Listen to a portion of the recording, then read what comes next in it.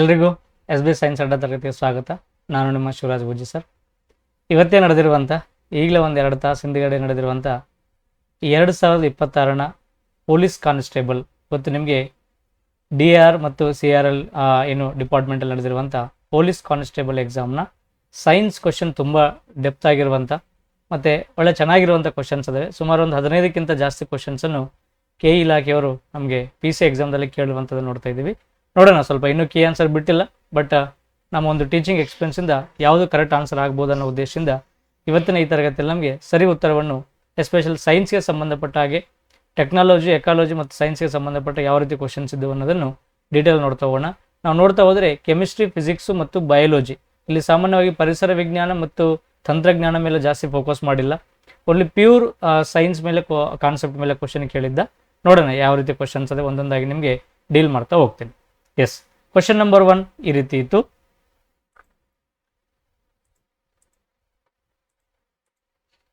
ಈ ಕೆಳಗಿನ ಯಾವ ಮೈಕ್ರೋಬ್ ಅಥವಾ ಅದರ ಬ್ರಾಕೆಟಲ್ಲಿ ಕೊಟ್ಟನೆ ಪಾಚಿಯನ್ನು ಗಗನಯಾತ್ರಿಗಳು ಆಹಾರವಾಗಿ ಬಳಸುತ್ತಾರೆ ಅಂತ ಕೇಳ್ತಾನೆ.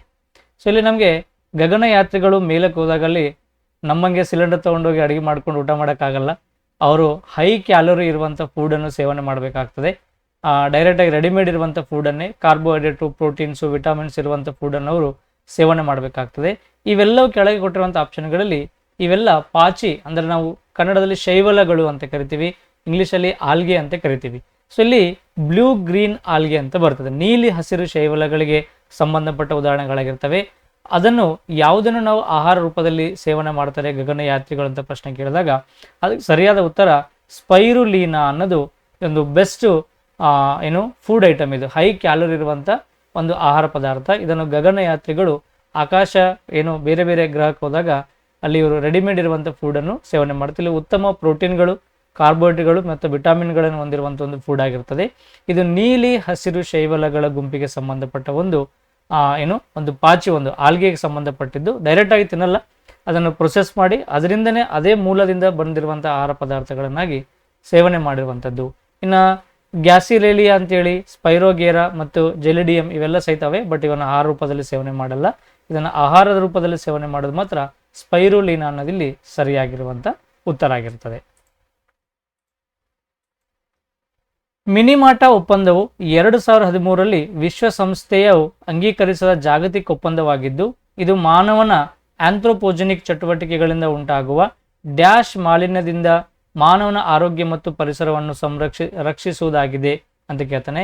ಇದೊಂದು ಒಪ್ಪಂದ ಆಗಿದ್ರೆ ಮಿನಿಮಾಟ ಒಪ್ಪಂದ, ಮಿನಿಮಾಟ ಟ್ರೀಟಿ ಅಂತ ಕರಿತೀವಿ. 2013ರಲ್ಲಿ ವಿಶ್ವಸಂಸ್ಥೆಯಿಂದ ಅಂಗೀಕರಿಸಲ್ಪಟ್ಟ ಒಂದು ಒಪ್ಪಂದ. ಈ ಒಪ್ಪಂದ ಯಾವುದರ ಒಂದು ಒಂದು ಮಾಲಿನ್ಯದಿಂದ ಉಂಟಾಗುವಂಥ ಒಂದು ಪರಿಸರವನ್ನು ಸಂರಕ್ಷಿಸುವಂಥ ಒಂದು ಒಪ್ಪಂದವಾಗಿದೆ ಅಂತ ಕೇಳ್ತಾನೆ. ಸೊ ನಾವು ಕ್ಲಾಸಲ್ಲಿ ನೋಡ್ಕೊಂಡು ಬಂದೀವಿ, ಮಿನಿಮಾಟ ಅಂತ ನೋಡ್ಕೊಂಡೆ. ನಾನೊಂದು ಒಳ್ಳೆ ಕ್ಲಾಸ್ ಮಾಡಿ ನಮಗೆ ನಮ್ಮ ಆ್ಯಪಲ್ಲಿ ನಾವು ಅಡ್ಡದಲ್ಲಿ ನೋಡ್ಕೋಬೋದು. ಲೋಹಗಳ ವಿಷಮ ಬಾಧೆ ಅಂತ ಒಂದು ಟಾಪಿಕ್ ಮಾಡೀನಿ, ಮೆಟಲ್ ಪಾಯ್ಸನಿಂಗ್ ಡಿಸೀಸ್ ಅಂತೇಳಿ. ಅಲ್ಲಿ itai, Minamata, blue baby syndrome, black lung, white lung, ಸುಮಾರು ರೀತಿಯಲ್ಲಿ ನೋಡ್ಕೊಂಡು ಬಂದಿವಿ. ಅಲ್ಲಿ ಪಾದರಸ, ಮಿನಿಮಾಟ ರೋಗಕ್ಕೆ ಕಾರಣವಾಗಿರುವಂಥ ಮೂಲ ವಸ್ತು ಅಂದರೆ ಪಾದರಸ. ಇದು ಜಪಾನ್ ದೇಶದ ಮಿನಿಮಾಟ ಎಂಬ ನಗರದಲ್ಲಿ ಬಂದಿರುವಂಥ ಒಂದು ರೋಗ. ಇದು ಜಪಾನ್ ದೇಶದ ಆ ದೇಶದಲ್ಲಿ ವಾಸ ಮಾಡುವಂಥ ಜನರು ಈ ಸಮುದ್ರ ಸಾಗರಕ್ಕೆ ಸೇರಿರುವಂಥ ಪಾದರಸದ ಅಂಶವು ಮೀನುಗಳನ್ನು ಸೇವನೆ ಮಾಡಿ ಆ ಮೀನುಗಳನ್ನು ಸೇವನೆ ಮಾಡಿರುವಂಥ ಜನರಿಗೆ ಆ ಮೀನುಗಳಿಂದ ಆ ಜನರ ದೇಹಕ್ಕೆ ಸೇರಿರುವಂಥ ಒಂದು ಮೂಲ ವಸ್ತುನೇ ಪಾದರಸ. ಅದರಿಂದ ಬಂದಿರುವಂಥ ಒಂದು ರೋಗನೇ ಮಿನಿಮಾಟ. ಇದು ಬ್ರೈನು ಮತ್ತು ಇಂಡೈರೆಕ್ಟ್ ಆಗಿ ಮೂಳೆಗಳಿಗೆ ಎಫೆಕ್ಟ್ ಮಾಡುವಂಥ ಒಂದು ರೋಗವಾಗಿರ್ತದೆ, ಮಿನಿಮಾಟ ಅಂತ ಕರಿತೀವಿ. ಇದು ಕಾರಣವಾಗಿರೋದು ಯಾವ ಮೂಲ ವಸ್ತು ಅಂದ್ರೆ ಪಾದರಸ ಅನ್ನೋದಿಲ್ಲಿ ಸರಿಯಾಗಿರುವಂಥ ಒಂದು ರೋಗ. ಇನ್ನು ಇಟಾಯಿಟಿ ಅಂತ ನೋಡ್ತೀವಿ, ಕ್ಯಾಡ್ಮಿಯಂ ಅಂತೇಳಿ, ಬ್ಲೂ ಬೇಬಿ ಸಿಂಡ್ರೋಮ್ ಅಂತೇಳಿ, ನೈಟ್ರೇಟ್ಗಳಂತೇಳಿ, black lung disease, that is ಕಲ್ಲಿದ್ದಲು ಗಣಿಗಳಿಂದ ಬಂದಿರುವಂಥ ರೋಗ. ಸುಮಾರು ರೀತಿಯ ರೋಗಗಳನ್ನು ನಾವು ನೋಡ್ತೀವಿ. ಈ ಸರಿಯಾಗಿರುವಂಥ ಉತ್ತರ ಪಾದರಸ ಅನ್ನೋದು right answer. Compressed natural gas, CNG ನೋಡಿ ಬಿಡ್ತಾನಿಲ್ಲ ಕ್ವಶನ್. ಸುಮಾರು ಎಕ್ಸಾಮ್ದಲ್ಲಿ, ಪ್ರತಿಯೊಂದು ಎಕ್ಸಾಮ್ದಲ್ಲಿ ನಮಗೆ ಇಂಧನಗಳನ್ನು ಟಾಪಿಕ್ ಮೇಲೆ ಫೋಕಸ್ ಮಾಡ್ತಾನೆ. LPG, CNG, butane, methane, biodiesel, bio ethanol, ಈ ಇಂಧನಗಳ ಮೇಲಂತೂ ಒಂದು ಕ್ವಶನ್ ಬಂದೇ ಬರ್ತಾ ಇದೆ. ಇದನ್ನು ಡೀಸೆಲ್ ಅಥವಾ ಪೆಟ್ರೋಲ್ಗೆ ಬದಲಾಗಿ ಉಪಯೋಗಿಸಲು ಇರುವ ಮುಖ್ಯ ಕಾರಣಗಳನ್ನು ಗುರುತಿಸ್ರಿ. ಈಗ ನಾವು ಇತ್ತೀಚಿನ ದಿನ ನೋಡ್ಕೊಂಡಾಗ ಈ ಪೆಟ್ರೋಲ್ ಮತ್ತು ಡೀಸೆಲ್ ಅನ್ನು ಬದಿಗಿಟ್ಬಿಟ್ಟು ನಾವು CNG ಇಂದ ಚಲಿಸುವಂಥ ವಾಹನಗಳನ್ನು ನಾವು ಅತಿ ಹೆಚ್ಚಾಗಿ ಬಳಸ್ತಾ ಇದ್ದೀವಿ. ಮೊದಲು 4 ವೀಲರ್ ಬಂತು, ಆಮೇಲೆ ತ್ರೀ ವೀಲರ್ ಬಂತು, ಈಗ 2 ವೀಲರ್ ಮೊನ್ನೆ ಯಾವುದೋ ಒಂದು ಕಂಪನಿ ಸ್ಕೂಟಿಗೆ ಸಹಿತ CNG ಅಳವಡಿಕೆ ಮಾಡಿ ಸ್ಕೂಟಿಯನ್ನು ನಡೆಸ್ತಾ ಇದ್ದೀವಿ. ಸೊ ಈ ರೀತಿ ಪೆಟ್ರೋಲ್ ಮತ್ತು ಡೀಸೆಲ್ಗೆ ಬದಲಾಗಿ ಈ CNG ಯಾಕೆ ಬಳಸಕತ್ತೀವಿ, ಕೆಳಗಿನ ಯಾವ ಕಾರಣಗಳಿಂದ ಅಂತ ನೋಡ್ತೀವಿ. ಇದು ಪರಿಣಾಮಕಾರಿಯಾಗಿ ಉರಿಯುತ್ತದೆ. ಹೌದು, ಇದು ನಮಗೆ ಹೆಚ್ಚು ಕ್ಯಾಲೋರಿಫಿಕ್ ವ್ಯಾಲ್ಯೂವನ್ನು ಕಡಿಮೆ ಹೊಂದಿದರೂ ಸಹಿತ ಕಂಪ್ಲೀಟ್ ಆಗಿ ಬರ್ನ್ ಆಗ್ತದೆ. ವಾತಾವರಣಕ್ಕೆ ಕಡಿಮೆ ಪ್ರಮಾಣದ ವಿಷಕಾರಿ ಅನಿಲಗಳನ್ನು ಬಿಡುಗಡೆ ಮಾಡೋದ್ರ ಮುಖಾಂತರ ಪರಿಣಾಮಕಾರಿ ಉರಿಯುತ್ತದೆ ಅನ್ನೋದು ಸರಿಯಾಗಿರುವಂಥ ಉತ್ತರ. ಅಗ್ಗವಾಗಿದೆ, ಡೆಫಿನೆಟ್ಲಿ ಇದು ಕಡಿಮೆ ರೇಟನ್ನು ಒಂದು ಅಗ್ಗ ಅಂದರೆ ಕಡಿಮೆ, ಸೊ ಕಾಸ್ಟ್ ಕಮ್ಮಿ ಇದೆ. ಪೆಟ್ರೋಲ್ ಡೀಸೆಲ್ಗೆ ಹೋಲಿಕೆ ಮಾಡಿಕೊಂಡಾಗ CNGಯ ಕಾಸ್ಟ್ ಏನಾಗಿದೆ, ಕಡಿಮೆಯಾಗಿದೆ. CNGಯನ್ನು ನಿರಂತರವಾಗಿ ಮತ್ತು ಅಡೆತಡೆ ಇಲ್ಲದೆ ಪೂರೈಕೆ ಮಾಡಲು ಪೈಪ್ ಲೈನ್ಗಳನ್ನು ಹಾಕುವುದು ಸುಲಭ ಅಂತ ಕೊಡ್ತಾ ಇದ್ದಾನೆ. ಅಷ್ಟು ಸುಲಭ ಅಲ್ರಿ, ಇದು ಭಾಳ ಟೈಮ್ ಟೇಕಿಂಗ್ ಪ್ರೊಸೆಸ್ಸು ಮತ್ತು ಭಾಳ ಹೈ ಕಾಸ್ಟ್ ಕೊಡುವಂಥದ್ದು ಇದು. ಯಾಕಂದರೆ ಎಲ್ಲೋ ಒಂದು ಕಡೆ CNG ನಾವು ಪ್ರೊಡಕ್ಷನ್ ಮಾಡಿದಾಗ ಅದು ಒಂದು ರಾಜ್ಯದಿಂದ ಮತ್ತೊಂದು ರಾಜ್ಯಕ್ಕೆ, ಒಂದು ದೇಶದಿಂದ ಮತ್ತೊಂದು ದೇಶಕ್ಕೆ ನಾವು ಪೈಪ್ಲೈನ್ಗಳ ಮುಖಾಂತರ ಸಾಗಿಸೋದು ಭಾಳ ಕಷ್ಟ ಆಗ್ತದೆ. ಅದನ್ನು ಮ್ಯಾನೇಜ್ಮೆಂಟ್ ಮಾಡೋದಾಗಿರ್ಬೋದು, ಆ ನೆಲದಲ್ಲಿ ತೆಗೆದು ತೋಡಿ ದೊಡ್ಡ ದೊಡ್ಡ ಪೈಪ್ಗಳನ್ನು ಹಾಕಿ ಸೆಂಡ್ ಮಾಡೋದಂತ ಅಷ್ಟು ಈಸಿ ಇಲ್ಲ, ಸ್ವಲ್ಪ ಕಷ್ಟಕರವಾಗಿರುವಂಥ ಕೆಲಸ ಇದು ಅದನ್ನು ಯೂಸ್ ಮಾಡೋಕ್ಕಂತ ಅನುಕೂಲಕರವಾಗಿರುವಂಥ ಪಾಯಿಂಟ್ ಅಂತೂ ಅಲ್ಲ. ಕಲಬೆರಕೆ ಮಾಡೋದು ಅಥವಾ ಅಕ್ರಮವಾಗಿ ವರ್ಗಾಯಿಸುವುದು ಕಷ್ಟಕರ. ಡೆಫಿನೆಟ್ಲಿ ಇದನ್ನು ಕಲಬೆರಕೆ ಮಾಡೋಕ್ಕಾಗಲ್ಲ, ಯಾಕಂದ್ರೆ ಗ್ಯಾಸ್ ರೂಪದಲ್ಲಿ ಇರ್ತದೆ. ಎಲ್ಲೋ ಒಂದು ಪೈಪ್ ನಾವು ಲೀಕ್ ಮಾಡಿಬಿಟ್ಟಿವಿ ಅಂತಂದರೆ ಗ್ಯಾಸ್ ಎಲ್ಲ ಹೊರಗೆ ಬರ್ತದೆ, ಅದ್ರೊಳಗೆ ಏನು ಮಿಕ್ಸ್ ಮಾಡಿಕೊಂಡು ಅದನ್ನು ಸ್ಟೋರ್ ಮಾಡ್ಕೊಳ್ಳೋಕ್ಕಂತೂ ಆಗಲ್ಲ. ಲೈಕ್ ಪೆಟ್ರೋಲ್ ಥರ ಲಿಕ್ವಿಡ್ ಇತ್ತಂದ್ರೆ ಏನೋ ಒಂದು ಮಿಕ್ಸ್ ಮಾಡ್ಬೋದು, ಗ್ಯಾಸ್ ಐತದೆ ನಾವು ಸ್ಟೋರ್ ಮಾಡ್ಕೊಳ್ಳೋಕ್ಕೂ ಆಗಲ್ಲ. ಹೈ ಕಾಂಪ್ರೆಸ್ಡ್ ಇದೆ, ಭಾಳ ಸಂಕುಚಿತವಾಗಿರುವಂಥ ಅತಿ ಹೆಚ್ಚು ಒತ್ತಡದಲ್ಲಿ ತುಂಬಿರುವಂಥ ಗ್ಯಾಸ್ ಆಗಿರೋದ್ರಿಂದ ಇಲ್ಲಿ ಏನೂ ನಾವು ಕಲಬೆರಕೆ ಮಾಡೋಕ್ಕಂತೂ ಆಗಲ್ಲ, ಕಷ್ಟಕರ ಅಂತ ನೋಡ್ತೀವಿ. ಕರೆಕ್ಟ್ ಆಗಿದೆ. ಇಲ್ಲಿ ಈ ಪೈಪ್ಲೈನ್ ಮುಖಾಂತರ ಏನು ಮಾಡೋದು ಸುಲಭ ಅಂತ ಕೊಡ್ತಾನೆ, ಇದು ತಪ್ಪಾಗಿದೆ. ABDಗಳು ಮಾತ್ರ ಸರಿಯಾಗಿರುವಂಥ ಹೇಳಿಕೆಗಳು. ABD ಅನ್ನೋದು ನೋಡ್ಕೊಳ್ಳೋಣ. 4ನೇ ಆಪ್ಷನ್ ನೋಡ್ತೀವಿ, ABD ಮಾತ್ರ ಸರಿಯಾಗಿರುವಂಥ ಉದಾಹರಣೆಯನ್ನು ಬೆಸ್ಟ್ ಎಕ್ಸಾಂಪಲ್ ನಾವು 4th ಆಪ್ಷನ್ ಅನ್ನೋದು ಸರಿಯಾಗಿರುವಂಥ ಆಪ್ಷನ್ ಆಗಿರ್ತದೆ. ನೆಕ್ಸ್ಟ್ ಒನ್, ಮೀನಿನ ಎಣ್ಣೆಯಲ್ಲಿ ಸಮೃದ್ಧವಾಗಿರೋದು. ಇದು ರಿಪೀಟೆಡ್ ಕ್ವಶನು, ತುಂಬ ಬಾರಿ ಕ್ವಶನ್ ರೈಸ್ ಆಗಿದೆ. ಕೇಳಿರ್ತೀರಿ ನೀವು, omega-3 ಫ್ಯಾಟಿ ಆಸಿಡ್ಸ್ ಅಂತದವೆ. omega-3 ಫ್ಯಾಟಿ ಆಸಿಡ್ಗಳು ಪ್ರಮುಖವಾಗಿ 3 ಫ್ಯಾಟಿ ಆಸಿಡ್ಗಳು ಒಮೆಗಾ ಗುಂಪಿಗೆ ಸೇರಿರುವಂಥದ್ದು omega-3 ಫ್ಯಾಟಿ ಆಸಿಡ್ಗಳಂತ ಕರಿತೀವಿ. ಎಸ್ಪೆಷಲ್ ಆಗಿ ಈ ಮೀನಿನ ಆಹಾರದಲ್ಲಿ, ಮೀನಿನ ಒಂದು ದೇಹದಲ್ಲಿ ಈ ಫ್ಯಾಟಿ ಆಸಿಡ್ಗಳ ಪ್ರಮಾಣ ಜಾಸ್ತಿ ಇರ್ತದೆ. ಸೊ ಮೀನಿನ ಎಣ್ಣೆಯಲ್ಲಿ ನಮಗೆ ಓಲಿಗೋಸ್ಯಾಕರೈಡ್ಗಳು, ಶರ್ಕರೆಗಳು, ವಿಟಾಮಿನ್ಗಳದಾವೆ ಮೀನಲ್ಲಿ. ಬಟ್ ಆದರೆ ಇಲ್ಲಿ ಶರ್ಕರೆಗಳಾಗಿರ್ಬೋದು, ಓಲಿಗೋಸ್ಯಾಕರೈಡ್ಸ್, ಯಾವ ಸ್ಯಾಕರೈಡ್ಗಳು ಜಾಸ್ತಿ ಇಲ್ಲ. ಮೀನಲ್ಲಿ ಪ್ರೋಟೀನ್ಗಳು ಮತ್ತು ಅಲ್ಪ ಪ್ರಮಾಣದ ವಿಟಾಮಿನ್ಗಳನ್ನು ನೋಡ್ತೀವಿ. ಬಟ್ ಅಲ್ಲಿ ಈ ಓಲಿಗೋಸ್ಯಾಕರೈಡ್ ಮತ್ತು ಶರ್ಕರೆಗಳು ಅನ್ನೋದು ಕಾರ್ಬೋಹೈಡ್ರೇಟ್ಗೆ ಸೆಕ್ಷನ್ಗೆ ಬಂದಿದ್ದು, ಮೀನಲ್ಲಿ ನಮಗೆ ಕಾರ್ಬೋಹೈಡ್ರೇಟ್ ಕಮ್ಮಿ ಪ್ರಮಾಣದಲ್ಲಿ ಸಿಗ್ತದೆ. ಫ್ಯಾಟಿ ಆಸಿಡ್ಗಳು ಮತ್ತು ಪ್ರೋಟೀನ್ ಅಂಶಗಳು ಮಾತ್ರ ಜಾಸ್ತಿ ಸಿಗ್ತವೆ. ಅದರೊಳಗೆ ಎಸ್ಪೆಷಲ್ ಆಗಿ omega-3 ಫ್ಯಾಟಿ ಆಸಿಡ್ಗಳು ಅನ್ನೋದು ಮೀನಲ್ಲಿ ಜಾಸ್ತಿ ಇರ್ತದೆ. omega-3 ಫ್ಯಾಟಿ ಆಸಿಡ್ಗಳು ಮೇಜರ್ ಆಗಿ ನಮಗೆ ಬ್ರೈನಿನ ಒಂದು ಬೆಳವಣಿಗೆಗೆ, ಬ್ರೈನಿನ ಆರೋಗ್ಯಕ್ಕೆ ನಮಗೆ ಮುಖ್ಯವಾಗಿ ಅವಶ್ಯಕವಾಗಿರುವಂಥದ್ದೇ omega-3 ಫ್ಯಾಟಿ ಆಸಿಡ್ಗಳು ಅಂತ ನೋಡ್ತೀವಿ. ಸೊ ಸರಿಯಾಗಿರುವಂಥ ಉತ್ತರ omega-3 ಫ್ಯಾಟಿ ಆಸಿಡ್ಸ್. ಈ ಕೆಳಗಿನ ಗುಂಪಿನಲ್ಲಿ ಯಾವುದು ಮಾರ್ಪಾಡಾದ ಎಲೆಗೆ ಉದಾಹರಣೆಯಾಗಿದೆ? ಯಾಗಿಲ್ಲ, ಯಾಗಿದೆ, ಇಂಥವು ಬಹಳ ಸಲ ಕನ್ಫ್ಯೂಸ್ ಮಾಡ್ತಿರ್ತಾನೆ. ಯಾಗಿದೆ ಅಂದ್ರೆ ಇಲ್ಲಿ ನಾವು ರೂಟ್ ಮಾಡಿಫಿಕೇಶನ್ ಅಂತ ಕರಿತೀವಿ ಅಥವಾ ಫುಡ್ ಮಾಡಿಫಿಕೇಶನ್ ಅಂತ ನೋಡ್ತೀವಿ. ಒಂದು ಸಸ್ಯದ ಒಂದು ಭಾಗದಿಂದ ಮತ್ತೊಂದು ಭಾಗಕ್ಕೆ ಮಾರ್ಪಾಡಾಗ್ತತಿ. ಏನು ಬೇರುಲಿಂದ ಕಾಂಡ ಆಗಿರ್ಬೋದು, ಕಾಂಡದಿಂದ ಎಲೆ, ಎಲೆಯಿಂದ ಮೊಗ್ಗು, ಮೊಗ್ಗಿನಿಂದ ಹೂವು, ಹೂವಿಂದ ಕಾಯಿ, ಈ ರೀತಿ ಒಂದು ಭಾಗದಿಂದ ಮತ್ತೊಂದು ಭಾಗಕ್ಕೆ ಮಾರ್ಪಾಡಾಗಿರುವಂಥದ್ದು ನಾವು ಓದ್ತೀವಿ ನಾವು ಕ್ಲಾಸಲ್ಲಿ. ಸೊ ಈ ಗುಂಪಿನಲ್ಲಿ ಯಾವುದು ಮಾರ್ಪಾಡಾದ ಎಲೆಗೆ ಉದಾಹರಣೆ ಆಗಿದೆ ಅಂದ್ರೆ ಎಲೆಯ ಮಾರ್ಪಾಡು ಯಾವುದು ಅಂತ ಕ್ವಶನ್ ಕೇಳ್ತಾ ಇದ್ದಾನೆ. ಅದೇ ಈರುಳ್ಳಿ ಮತ್ತು ಬೆಳ್ಳುಳ್ಳಿ ಅನ್ನೋದು ಎಲೆಯ ಮಾರ್ಪಾಡಿಗೆ ಬೆಸ್ಟ್ ಎಕ್ಸಾಂಪಲ್ ಇವು. ಇಲ್ಲಿ ನಾವು ಕ್ಯಾಕ್ಟಸ್ ಅಂತಿದೆ, ಮತ್ತೆ ಬಟಾಣಿ ಅಂತಿದೆ, ಶುಂಠಿ ಅಂತಿದೆ. ಶುಂಠಿ ಗೊತ್ತಲ್ಲ ನಿಮಗೆ, ಇದೊಂದು ಬೇರಿನ ಮಾರ್ಪಾಡು ಅಂತ ನೋಡ್ತೀವಿ. ಇಲ್ಲಿ ಎಲೆಗಳಿಂದ ಮಾರ್ಪಾಡಾಗಿರೋದು ಮಾತ್ರ ಎರಡೇ, ಈರುಳ್ಳಿ ಮತ್ತು ಬೆಳ್ಳುಳ್ಳಿ ಅಂತ ನೋಡ್ತೀವಿ. ಈರುಳ್ಳಿ ಮತ್ತು ಬೆಳ್ಳುಳ್ಳಿಗಳು ಮಾತ್ರ ಬೆಸ್ಟ್ ಎಕ್ಸಾಂಪಲ್ ಟು ಎಲೆ ಮಾರ್ಪಾಡಿಗೆ ಉದಾಹರಣೆಯಾಗಿದೆ ಅಂತ ನಾವಿಲ್ಲಿ ಕರಿತೀವಿ. ಮೂತ್ರಪಿಂಡಗಳ ಅಸಮರ್ಪಕ ಕಾರ್ಯನಿರ್ವಹಣೆಯು ರಕ್ತದಲ್ಲಿ ಯೂರಿಯಾದ ಪ್ರಮಾಣವನ್ನು ಹೆಚ್ಚಿಸಲು ಕಾರಣವಾಗಬಹುದು. ಈ ಸ್ಥಿತಿಯ ಹೆಸರೇನು ಅಂತ ಕೊಡ್ತಾನೆ. ಸೊ ಕಿಡ್ನಿಗಳು ಕರೆಕ್ಟಾಗಿ ಬ್ಲಡ್ ಪ್ಯೂರಿಫಿಕೇಶನ್ ಮಾಡಲಿಲ್ಲ, ಫಿಲ್ಟ್ರೇಷನ್ ಮಾಡಲಿಲ್ಲ ಅಂತಂದ್ರೆ ನಮ್ಮ ಬಾಡಿಯಲ್ಲಿ ಯೂರಿಯಾ ಲೆವೆಲ್ ಜಾಸ್ತಿ ಆಗ್ತದೆ. ಯಾಕಂದ್ರೆ ಗೊತ್ತಿರಬೇಕು, ನಮ್ಮ ಬಾಡಿಯಲ್ಲಿ ಅನ್ವಾಂಟೆಡ್ ವಸ್ತುಗಳು, ತ್ಯಾಜ್ಯ ವಸ್ತುಗಳೆಲ್ಲನೂ ಸಹಿತ ಯೂರಿಯಾ ಮತ್ತು ಕ್ರಿಯಾಟಿನಿನ್ ಎಂಬ ಒಂದು ಅಂಶಗಳ ರೂಪದಲ್ಲಿ ಸಂಗ್ರಹಣೆ ಆಗ್ತದೆ. ಇವೆರಡು ನಮ್ಮ ದೇಹದಲ್ಲಿ ಹೆಚ್ಚಿರಬಾರ್ದು. ಬಟ್ ಅದರ ಕಿಡ್ನಿಗಳು ಕರೆಕ್ಟಾಗಿ ಕೆಲಸ ಮಾಡಲಿಲ್ಲ, ನಮ್ಮ ದೇಹದಲ್ಲಿರುವಂಥ ಅನಾವಶ್ಯಕವಾಗಿರುವಂಥ ವಸ್ತುಗಳನ್ನು ತೆಗೆದು ಹಾಕಲಿಲ್ಲ ಅಂತಂದರೆ ಕ್ರಿಯಾಟಿನಿನ್ ಲೆವೆಲ್ಸ್ ಮತ್ತು ಯೂರಿಯಾ ಲೆವೆಲ್ಸ್ ಬಾಡಿಯಲ್ಲಿ ಏನಾಗ್ತವೆ, ಜಾಸ್ತಿ ಆಗ್ತವೆ. ಹಿಂಗೆ ಯೂರಿಯಾ ಲೆವೆಲ್ಸ್ ಬಾಡಿಯಲ್ಲಿ ಜಾಸ್ತಿ ಆಗಿರೋದನ್ನು ಏನಂತ ಕರಿತೀವಿ ಅಂತ ಕೇಳ್ತಾನೆ, ವರ್ಡೇ ಗೊತ್ತಾಗ್ತದೆ. ಇದನ್ನೇ ನಾವು ಯುರೇಮಿಯಾ ಅಂತ ಕರಿತೀವಿ. ಏಮಿಯಾ ಅಂದರೆ ಹೆಚ್ಚು ಅಂತ ಅರ್ಥ. ಲುಕೇಮಿಯಾ ಅಂತ ಕೇಳಿರ ನೀವು, ಲುಕೇಮಿಯಾ ಬ್ಲಡ್ ವರ್ಡ್ ಗೊತ್ತಿರಬೇಕು. ಏಮಿಯಾ ಮೀನಿಂಗ್ ಏನು ಅಂತಂದರೆ ಹೆಚ್ಚು ಅನ್ನೋದು ಇಂಡಿಕೇಟ್ ಮಾಡ್ತದೆ. ಲುಕೇಮಿಯಾ ಅಂತಂದರೆ ರಕ್ತದಲ್ಲಿ ಬಿಳಿ ರಕ್ತ ಕಣಗಳ ಸಂಖ್ಯೆ ಹೆಚ್ಚಾಗುವುದನ್ನು ನಾವು ಲುಕೇಮಿಯಾ ಅಂತ ಕರಿತೀವಿ. ಸೊ ಹಂಗಾಗಿ ಈ ಯುರೇಮಿಯಾ ನಥಿಂಗ್ ಬಟ್ ಬ್ಲಡ್ಡಲ್ಲಿ ಯೂರಿಯಾ ಲೆವೆಲ್ ಜಾಸ್ತಿ ಆಗೋದನ್ನೇ ನಾವು ಯುರೇಮಿಯಾ ಅಂತ ಕರಿತೀವಿ. ಮತ್ತು ಇಲ್ಲೊಂದು ಬೇರೆ ಬೇರೆ ಬರ್ತಾವೆ. ನೆಫ್ರೈಟಿಸ್ ಅಂತಂದರೆ ಈ ಕಿಡ್ನಿಗಳಲ್ಲಿ ಕಂಡು ಬರುವಂಥ ಪೇನನ್ನು ನೆಫ್ರೈಟಿಸ್ ಅಂತ ಕರಿತೀವಿ. ಮೂತ್ರಪಿಂಡದ ಕಲ್ಲುಗಳಾಗೋದನ್ನು ಕಲ್ಲುಗಳು. ಹಿಮೋಡಯಾಲಿಸಿಸ್ ಅಂದರೆ ಇದೊಂದು ಡಯಾಲಿಸಿಸ್, ಕೃತಕವಾಗಿ ಮೂತ್ರಪಿಂಡಗಳ ಒಂದು ಆಕಾರದಂತಿರುವಂಥ ಒಂದು ಡಯಾಲಿಸಿಸ್ ಮುಖಾಂತರ ರಕ್ತವನ್ನು ಪ್ಯೂರಿಫಿಕೇಶನ್ ಮಾಡುವಂಥ ಸಿಸ್ಟಮನ್ನು ನಾವು ಹಿಮೋಡಯಾಲಿಸಿಸ್ ಅಂತ ಕರಿತೀವಿ. ಇಲ್ಲಿ ಹೆಮಟೋರಿಯಾ, ಯುರೇಮಿಯಾ, ಪ್ರೋಟೀನೋರಿಯಾ ಅಂತ ಬರ್ತವೆ. ಪ್ರೋಟೀನೋರಿಯಾ ಅಂದ್ರೆ ಬ್ಲಡ್ಡಲ್ಲಿ ಪ್ರೋಟೀನ್ ಜಾಸ್ತಿ ಆಗೋದು. ಹೆಮಟೋರಿಯಾ ಅಂದ್ರೆ ಏನು ನಮ್ಮ ರಕ್ತದಲ್ಲಿ ಕೆಂಪು ರಕ್ತ ಕಣಗಳ ಸಂಖ್ಯೆ ಹೆಚ್ಚಾಗುವುದು, ದಟ್ ಇಸ್ ಮೂತ್ರದಲ್ಲಿ ಕೆಂಪು ರಕ್ತ ಕಣಗಳ ಸಂಖ್ಯೆ ಹೆಚ್ಚಾಗುವುದು. ಇನ್ನು ಯುರೇಮಿಯಾ ಅಂದ್ರೆ ಮೂತ್ರದಲ್ಲಿ ಯೂರಿಯಾ ಲೆವೆಲ್ ಜಾಸ್ತಿ ಆಗೋದನ್ನೇ ಯುರೇಮಿಯಾ ಅಂತ ಕರಿತೀವಿ. ಆ ಯೂರಿಯಾದ ಪ್ರಮಾಣವನ್ನು ಪತ್ತೆ ಹಚ್ಚಲು ಕಾರಣವಾಗುವುದಂದ್ರೆ ಯುರೇಮಿಯಾ ಅನ್ನೋದು ಬೆಸ್ಟ್ ಎಕ್ಸಾಂಪಲ್ ನಮಗೆ. So right answer uraemia. ಜಲ್ ವಿದ್ಯುತ್ ಸರಣದಲ್ಲಿ DNA ಯಾವ ಕಡೆಗೆ ಚಲಿಸುತ್ತದೆ? ನೋಡಿದೀವಿ, ಜಲ್ ವಿದ್ಯುತ್ ಸರಣ ಅಂತ ಕರಿತೀವಿ. ಇದೊಂದು DNA ಟೆಕ್ನಾಲಜಿಯಲ್ಲಿ ಬರುವಂಥ ವರ್ಡ್ ಇದು. ಈ DNA ಒಂದು ಟೆಕ್ನಾಲಜಿ ಇದೆ, ಇದ್ರ ಮುಖಾಂತರ DNA ಬೇರ್ಪಡಿಸುವಂಥ ಒಂದು ಮೆಥಡ್ ಇದು. ಎಲೆಕ್ಟ್ರೋ ಫೋರೋಸಿಸ್ ಸಮಥಿಂಗ್ ವರ್ಡ್ ಇದೆ ಇಂಗ್ಲೀಷಲ್ಲಿ. ಜಲ್ ವಿದ್ಯುತ್ ಸರಣ ಅಂತ ಕರಿತೀವಿ. ಇಲ್ಲಿ ಈ DNA ಸಾಮಾನ್ಯವಾಗಿ ನೆಗೆಟಿವ್ ಚಾರ್ಜ್ ಕೊಡುವಂಥದ್ದು ಇರ್ತದೆ. ಅದಕ್ಕೆ ಪಕ್ಕಕ್ಕೆ ಆ ಪಾಸಿಟಿವ್ ಚಾರ್ಜ್ ಇಟ್ಟಾಗ ಮಾತ್ರ ಒಂದಕ್ಕೊಂದು ಏನಾಗ್ತವೆ, ಪರಸ್ಪರ ಅಟ್ರಾಕ್ಟ್ ಆಗ್ತವೆ ಅಂತ ನೋಡ್ತೀವಿ. ಗೊತ್ತಲ್ಲ, ನಾವು ಚಾರ್ಜ್ಗಳು ಯಾವುದು ಸಹಿತ ಸೇಮ್ ಚಾರ್ಜ್ ಇದ್ದಿದ್ದು ಏನಾಗಲ್ಲ, ಅಟ್ರಾಕ್ಟ್ ಆಗಲ್ಲ. ಅಪೋಸಿಟ್ ಚಾರ್ಜ್ ಮಾತ್ರ ಅಟ್ರಾಕ್ಟ್ ಆಗೋದನ್ನ ನಾವು ಅಬ್ಸರ್ವ್ ಮಾಡ್ತೀವಿ. ಇಲ್ಲಿ ಈ DNA ವಿದ್ಯುತ್ ಉತ್ಸರಣದಲ್ಲಿ DAಗೆ ನೆಗೆಟಿವ್ ಚಾರ್ಜ್ ಕೊಡ್ತಾರೆ. ಇಲ್ಲಿ ಅದ್ರ ಪಕ್ಕದಲ್ಲಿ ಇಟ್ಟಾಗ ಯಾವ ಕಡೆ ಮೂವ್ ಆಗ್ತದೆ ಅಂದರೆ ಡೆಫಿನೆಟ್ಲಿ ನೆಗೆಟಿವ್ ಚಾರ್ಜ್ ಯಾವ ಕಡೆ ಮೂವ್ ಆಗಬೇಕದು ಪಾಸಿಟಿವ್ ಚಾರ್ಜ್ ಕಡೆ ಮೂವ್ ಆಗ್ತದೆ. ಹಂಗಾಗಿ ನಾವು ಧನಾತ್ಮಕ ಎಲೆಕ್ಟ್ರೋಡ್ ಕಡೆ ಚಲಿಸುತ್ತದೆ ಅನ್ನೋದು ನಾವಿಲ್ಲಿ ಸರಿಯಾದ ಉತ್ತರ ಕೊಡ್ತೀವಿ.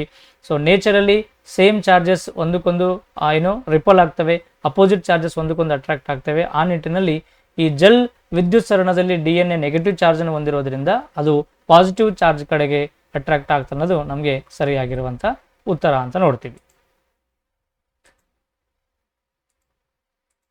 ಎಸ್, ಈ ಕೆಳಗಿನ ಹೇಳಿಕೆಗಳನ್ನು ಗಮನಿಸಿರಿ ಅಂತ ಕೇಳ್ತಾನೆ. ಫ್ಯೂಸ್ ಇದು ಅತಿಯಾದ ವಿದ್ಯುತ್ ಪ್ರವಾಹವನ್ನು ತಡೆಯುವ ಮೂಲಕ ವಿದ್ಯುತ್ ಮಂಡಲಗಳು ಉಪಕರಣಗಳನ್ನು ರಕ್ಷಿಸುವ ವಿಧಾನವಾಗಿದೆ. ಗೊತ್ತು ನಿಮಗೆ, ವಿದ್ಯುತ್ ಫ್ಯೂಸ್ ಮೇಲೆ ತುಂಬಾ ಬಾರಿ ಕ್ವಶನ್ ಕೇಳ್ತಾನೆ. ವಿದ್ಯುತ್ ಫ್ಯೂಸ್ ಮೇಲೆ ನಾನು ನಿನ್ನೆ ಅಷ್ಟೇ ಒಂದು ಯಾವುದೋ ಒಂದು ಕ್ಲಾಸಲ್ಲಿ ಮಾಡಿದ್ದೆ. ಸೊ ನೋಡಿ, ಈ ರೀತಿ ನಿಮ್ಗೆ ಏನಾದರೂ ಸೈನ್ಸ್ ಕಾನ್ಸೆಪ್ಟ್ಗಳು ಕಂಪ್ಲೀಟ್ ಆಗಿ ಬೇಕಾಗಿತ್ತು ಅಂತಂದ್ರೆ SB ಸೈನ್ಸ್ ಅಡ್ಡ ಒಂದೇ ಅಂತ ಆ್ಯಪ್ ಇದೆ. ಈ SB ಸೈನ್ಸ್ ಅಡ್ಡದಲ್ಲಿ ನೀವು ಕಂಪ್ಲೀಟ್ ಆಗಿ ನಿರಂತರವಾಗಿರುವಂಥ ತರಗತಿಗಳನ್ನು ಕೇಳಕ್ಕೆ ನಿಮಗೆ ಸಾಧ್ಯ ಆಗ್ತದೆ. ಸುಮಾರು 250 ಗಂಟೆಗಳಿಗಿಂತ ಹೆಚ್ಚಿನ ತರಗತಿಗಳನ್ನು ನೀವು ಈ SB ಸೈನ್ಸ್ ಅಡ್ಡ ಎಂಬ ತರಗತಿಯಲ್ಲಿ ನೀವು ಅಬ್ಸರ್ವ್ ಮಾಡ್ಬೋದು. ಸೊ ಯೂಟ್ಯೂಬ್ ಚಾನಲ್ ಮತ್ತು ಆ್ಯಪ್ ಎರಡಿದಾವೆ, ಎರಡನ್ನು ಸಹಿತ ನೀವು ಸಬ್ಸ್ಕ್ರೈಬ್ ಮಾಡ್ಕೊಳ್ಳಿ. ನಿರಂತರವಾಗಿ 250 ಗಂಟೆಗಳ ತರಗತಿಗಳನ್ನು ನೀವು ಕಂಪ್ಲೀಟ್ ಆಗಿ ಕೇಳ್ಬೋದು. KA ಮತ್ತು KPSC ನಡೆಸಿರುವಂಥ ಎಲ್ಲ ಸಿಲೆಬಸ್ಸನ್ನು ದೃಷ್ಟಿಯಲ್ಲಿ ಇಟ್ಕೊಂಡ್ಬಿಟ್ಟು ರೆಡಿ ಮಾಡಿರುವಂಥ ತರಗತಿಗಳಿದಾವೆ. ಲೇಟೆಸ್ಟ್ ಬದಲಾವಣೆ ಆಗ್ತಿರುವಂಥ ಸಿಲೆಬಸ್ಗೆ ಮತ್ತು ಪ್ಯಾಟರ್ನ್ ತಕ್ಕಂಗೆ ತರಗತಿಗಳನ್ನು ಮಾಡಿಟ್ಟಿದ್ದೀವಿ. ಒಂದ್ಸಲ ನೀವು ಆ್ಯಪ್ ಡೌನ್ಲೋಡ್ ಮಾಡಿಕೊಂಡು ಕಂಪ್ಲೀಟ್ ಆಗಿರುವಂಥ ತರಗತಿಗಳನ್ನು ವೀಕ್ಷಣೆ ಮಾಡಿ. ಫ್ಯೂಸ್ ತಂತಿ ಅಂದರೆ ಗೊತ್ತು ನಿಮಗೆ. ಫ್ಯೂಸ್ ಅನ್ನು ಸಾಮಾನ್ಯವಾಗಿ ಎದರಿಂದ ತಯಾರು ಮಾಡ್ತಾರೆ? ಲೆಡ್ ಮತ್ತು ಟಿನ್ ಅಂತ ಕರಿತೀವಿ. ತವರು ಮತ್ತು ಸೀಸದಿಂದ ನಾವು ಈ ಫ್ಯೂಸ್ ತಂತಿಯನ್ನು ತಯಾರು ಮಾಡ್ತೀವಿ. ಫ್ಯೂಸ್ ತಂತಿನ ಲಕ್ಷಣಗಳು ಹೆಂಗಿರಬೇಕು ಅಂದ್ರೆ ಮೆಲ್ಟಿಂಗ್ ಪಾಯಿಂಟ್ ಇದರದ್ದು ಕಡಿಮೆ ಆಗಿರಬೇಕು, ರೆಸಿಸ್ಟೆನ್ಸ್ ಮಾತ್ರ ಜಾಸ್ತಿ ಇರಬೇಕು, ಕರಗು ಬಿಂದು ಕಡಿಮೆ ಇರಬೇಕು, ಪಟ್ ಅಂತೇಳಿ ತುಂಡಾಗಬೇಕು. ಬಟ್ ಅದರ ಕರೆಂಟ್ ಮಾತ್ರ ನಿಧಾನವಾಗಿ ಪಾಸ್ ಆಗಬೇಕು. ನಿಧಾನವಾಗಿ ಪಾಸ್ ಆದಾಗ ಮಾತ್ರ ವಸ್ತು ಬಿಸಿಯಾಗಿ ತುಂಡಾಗಲು ಸಾಧ್ಯ ಆಗ್ತತಿ. ಹೌದಾ? ಹಾಗಾಗಿ ಈ ಫ್ಯೂಸ್ ತಂತಿಯ ಉದ್ದೇಶ ಏನಪ್ಪ, ಏನಕ್ಕೆ ಯೂಸ್ ಮಾಡ್ತೀವಿ ನಾವು ಅಂತಂದ್ರೆ ಅದನ್ನು ಮುಖ್ಯವಾಗಿ ಯಾವಾಗ ಅದರ ಕರೆಂಟ್ ಓವರ್ಫ್ಲೋ ಆದಾಗ, ಒಂದು ಡಿವೈಸ್ ಎಷ್ಟು ಕರೆಂಟ್ ರಿಸೀವ್ ಮಾಡ್ಕೋಬೇಕು ಅದಕ್ಕಿಂತ ಜಾಸ್ತಿ ಸಪ್ಲೈ ಆದಾಗ ಆ ಡಿವೈಸ್ ಹಾಳಾಗುವಂಥ ಸಾಧ್ಯತೆ ಇರ್ತದೆ. ಹಂಗಾಗಿ ಆ ಫ್ಯೂಸ್ ಏನು ಮಾಡ್ತೀವಿ, ಇಮಿಡಿಯೇಟ್ ಆಗಿ ಕರೆಂಟ್ ಜಾಸ್ತಿ ಫ್ಲೋ ಆಗ್ತಿರುವಂಥ ಸನ್ನಿವೇಶವನ್ನು ಗ್ರಾಸ್ಪೆಕ್ಟ್ ಮಾಡಿ ಪಟ್ ಅಂತೇಳಿ ಫ್ಯೂಸ್ ತನ್ನಷ್ಟು ತಾನೇ ತುಂಡಾಗ್ಬಿಡ್ತದೆ, ಕರೆಂಟ್ ಸಪ್ಲೈ ನಿಂತೋಗ್ಬಿಡ್ತದೆ. ಹಂಗವಾಗ ಎಲೆಕ್ಟ್ರಾನಿಕ್ ಡಿವೈಸ್ ಅನ್ನು ನಾವು ಸುರಕ್ಷಿತವಾಗಿ ಇಟ್ಕೊಳ್ಳೋಕೆ ಸಾಧ್ಯ ಆಗ್ತದೆ. ಇದು ಸರಿಯಾಗಿರುವಂಥ ಸ್ಟೇಟ್ಮೆಂಟ್. ಫ್ಯೂಸ್ ಅನ್ನು ವಿದ್ಯುತ್ ಸಾಧನಗಳೊಂದಿಗೆ ಸಮಾನಾಂತರ ಕ್ರಮದಲ್ಲಿ ಜೋಡಿಸುತ್ತಾರೆ. ಸಮಾನಾಂತರ ನಥಿಂಗ್ ಬಟ್ ಪ್ಯಾರಲಲ್ ಅಂತ ಕರಿತೀವಿ. ಪ್ಯಾರಲಲ್ ಆಗಿ ಜೋಡಿಸುತ್ತೇವೆ ಅಂತ ಕೊಡ್ತಾನೆ. ಇಲ್ಲ, ಪ್ಯಾರಲಲ್ ಜೋಡಿಸುವುದಿಲ್ಲ, ಇದನ್ನು ನಾವು ಸೀರೀಸ್ ಕನೆಕ್ಷನ್ ಅಲ್ಲಿ ಜೋಡಿಸ್ತೀವಿ. ಸೀರೀಸ್ ಸರಣಿ ಶ್ರೇಣಿ ಅಂತ ಕರಿತೀವಿ. ಸರಣಿಯಲ್ಲಿ ಸಮಾನಾಂತರ ಶ್ರೇಣಿಯಲ್ಲಿ ಜೋಡಿಸೋದಿಲ್ಲ, ಇದನ್ನು ನಾವು ಸರಣಿಯಲ್ಲಿ ಜೋಡಿಸ್ತೀವಿ. ಸರಣಿಯಲ್ಲಿ ಜೋಡಿಸಿದಾಗ ಮಾತ್ರ ಎಲ್ಲೋ ಒಂದು ಕಡೆ ಕನೆಕ್ಷನ್ ಕಟ್ ಆಯ್ತಂದ್ರೆ ಇಡೀ ಮನೆ ತುಂಬ ಕರೆಂಟ್ ಹೋಗ್ಬಿಡ್ತತಿ, ಹೌದಲ್ಲ. ಬಟ್ ನಾವಿಲ್ಲಿ ಓವರ್ಫ್ಲೋ ಆದಾಗ ಕೇವಲ ಟಿ ವಿ ಅಷ್ಟೇ ಆಫ್ ಆಗಬೇಕು, ಫ್ಯಾನ್ ಅಷ್ಟೇ ಆಫ್ ಆಗಬೇಕಂದ್ರೆ ನಾವು ಪ್ಯಾರಲಲ್ಲಿ ಸೆಟ್ ಮಾಡಬೇಕಾಗ್ತತಿ. ಕರೆಂಟ್ ಓವರ್ಫ್ಲೋ ಆದಾಗ ಇಡೀ ಮನೆಗೆ ಕರೆಂಟ್ ಸಪ್ಲೈ ನಿಂತು ಹೋಗಬೇಕು, ಯಾವುದು ಕರೆಂಟ್ ಸಪ್ಲೈ ಆಗಬಾರ್ದು ಅನ್ನೋ ಉದ್ದೇಶದ್ರೆ ನಾವು ಅದನ್ನು ಸೀರೀಸ್ ಕನೆಕ್ಷನ್ ಅಂತ ಕರಿತೀವಿ, ಸರಣಿ ಕ್ರಮ ಅಂತ ಕರಿತೀವಿ. ಆ ಸರಣಿಯಲ್ಲಿ ಜೋಡಿಸಿದಾಗ ಮಾತ್ರ ಅದು ಇಡೀ ವಿದ್ಯುತ್ತನ್ನು ಕಡಿತಗೊಳಿಸುತ್ತದೆ. ಹಾಗಾಗಿ ಇಲ್ಲಿ ಆಪ್ಷನ್ ದಟ್ ಇಸ್ ಸ್ಟೇಟ್ಮೆಂಟ್ 2 ಅನ್ನೋದು ರಾಂಗ್ ಆಗಿದೆ. ಹೇಳಿಕೆ 1 ಮಾತ್ರದಲ್ಲಿ ಸರಿಯಾಗಿರುವಂಥ ಹೇಳಿಕೆಯಾಗಿದೆ. ಹೇಳಿಕೆ 1 ಸರಿಯಾಗಿದೆ, ಆದರೆ ಹೇಳಿಕೆ 2 ತಪ್ಪಾಗಿದೆ. ಮುಂದೆ ಆಪ್ಷನ್ ಓದಕ್ಕೆ ಹೋಗಬೇಡಿ. ಆಪ್ಷನ್ ಎ ಅನ್ನೋದು ಸರಿಯಾಗಿರುವಂಥ ಹೇಳಿಕೆ. ಸುರೇಶನು ಕಳೆದ 3 ದಿನಗಳಿಂದ ತಾಮ್ರದ ಪಾತ್ರೆಯಲ್ಲಿ ಇಟ್ಟಿರುವ ಮೊಸರನ್ನು ರಾತ್ರಿ ಊಟದಲ್ಲಿ ಬಳಸುತ್ತಾನೆ. ನೋಡಿ, ಸುರೇಶ್ ಅದನಂತ ಒಂದು ತಾಮ್ರದ ಪಾತ್ರೆ ಐತಂತ, ಈ ತಾಮ್ರದ ಪಾತ್ರೆಯಲ್ಲಿ ಮೊಸರನ್ನು ಇಟ್ಟದಂತ 3 ದಿನಗಳಿಂದ ಕಂಟಿನ್ಯೂ ಆಗಿ ತಾಮ್ರದಲ್ಲಿರುವಂಥ ಮೊಸರನ್ನೇ ಊಟ ಮಾಡಿ ಕೂತ್ಕೊಂತಾನಂತವ. ತಡರಾತ್ರಿ ಅವನಿಗೆ ಹೊಟ್ಟೆ ನೋವಿನ ಅನುಭವ ಆಗುತ್ತದೆ. ಸೊ ಊಟ ಮಾಡಿ ಮಕ್ಕೊಂಡ ಮೇಲೆ ಲೇಟ್ ನೈಟ್ ಆದಮೇಲೆ ಅವನಿಗೆ ಸ್ಟಮಕ್ ಪೇನ್ ಆಗಕ್ಕೆ ಶುರುವಾಗ್ತದಂತೆ. ಇದಕ್ಕೆ ಕಾರಣಬಹುದಾದ ಒಂದು ಅಂಶವೇನು? ಈ ಕೆಳಗೆ ಕೊಟ್ಟಿರುವಂಥ ಯಾವ ಒಂದು ಸಿಚುವೇಶನ್ಲಿಂದ ಅವನಿಗೆ ಸ್ಟಮಕ್ ಪೇನ್ ಆಗಕ್ಕೆ ಶುರುವಾಗ್ತದೆ ಅಂತ ಕೇಳ್ತಾನೆ. ಮೊಸರಿನಲ್ಲಿರುವಂಥ ಲವಣದ ಅಂಶದಿಂದ, ಮೊಸರಿನಲ್ಲಿರುವಂಥ ನೀರಿನ ಅಂಶದಿಂದ, ಮೊಸರು ತಾಮ್ರದೊಂದಿಗೆ ವರ್ತಿಸುವುದು ಮತ್ತು ಮೊಸರಿನಲ್ಲಿರುವಂಥ ಸಿಹಿ ಅಂಶದಿಂದ ಅಂತ ಕೊಡ್ತಾನೆ. ಸೊ ಮೊಸರಿನಲ್ಲಿರುವಂಥ ಲವಣ ಅಂಶ, ನೀರಿನ ಅಂಶ, ಸಿಹಿ ಅಂಶದಿಂದ ಏನು ತೊಂದರೆ ಇಲ್ಲ. ಬಟ್ ಆದರೆ ಮೊಸರು ತಾಮ್ರದೊಂದಿಗೆ ರಿಯಾಕ್ಟ್ ಮಾಡ್ತದೆ. ತಾಮ್ರ ಅಂತ ಬಂದಾಗ ಪ್ಯೂರ್ಲಿ ಇದು ಮೆಟಲ್, ಕಾಪರ್ ಅಂತ ಇರ್ತೀವಿ. ಕಾಪರ್ ಅನ್ನೋದೊಂದು ಮೆಟಲ್. ಸೊ ಸಾಮಾನ್ಯವಾಗಿ ಆಸಿಡ್ಗಳು ಮೆಟಲ್ಗೊಂದಿಗೆ ರಿಯಾಕ್ಟ್ ಮಾಡಿ ನಮಗೆ ಹೈಡ್ರೋಜನ್ ಗ್ಯಾಸನ್ನು ರಿಲೀಸ್ ಮಾಡ್ತವೆ. ಸೊ ಈ ರಿಯಾಕ್ಟ್ ಮಾಡಿದಾಗ ಆ ಆಸಿಡ್ಸು ಮತ್ತು ಮೆಟಲ್ ತಾಮ್ರ ಎರಡು ಪರಸ್ಪರ ರಿಯಾಕ್ಟ್ ಆಗಿ ಆ ರಿಯಾಕ್ಟ್ ಆಗಿರುವಂಥ ಅಂಶಗಳು ಮೊಸರಲ್ಲಿ ಇರುವುದರಿಂದ ಆ ಮೊಸರನ್ನು ಸುರೇಶ್ ಸೇವನೆ ಮಾಡಿದಾಗ ಅವನಿಗೆ ಏನಾಗ್ತದೆ, ಸ್ಟಮಕ್ ಪೇನ್ ಆಗುವಂಥ ಸಾಧ್ಯತೆಗಳು ಕಂಡು ಬರ್ತವೆ.